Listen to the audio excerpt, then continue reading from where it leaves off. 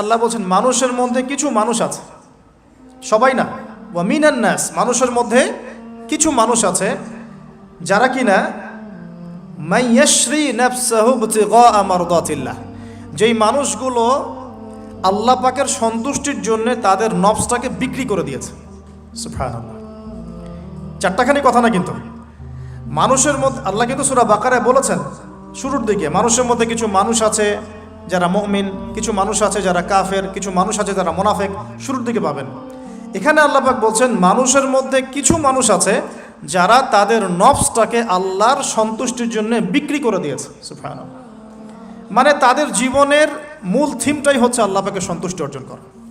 কোনো কিছুকেই তারা আল্লাহর সন্তুষ্টির উপর প্রাধান্য দিবে না। যদি কোটি টাকার অফার আসে হারাম, সে সেটা রিজেক্ট করবে, আল্লাহ নারাজ হবে। একটা সুন্দরী মেয়ে যদি জেনার অফার করে, সে রিজেক্ট করবে, কারণ সে আল্লাহকে ভয় করে।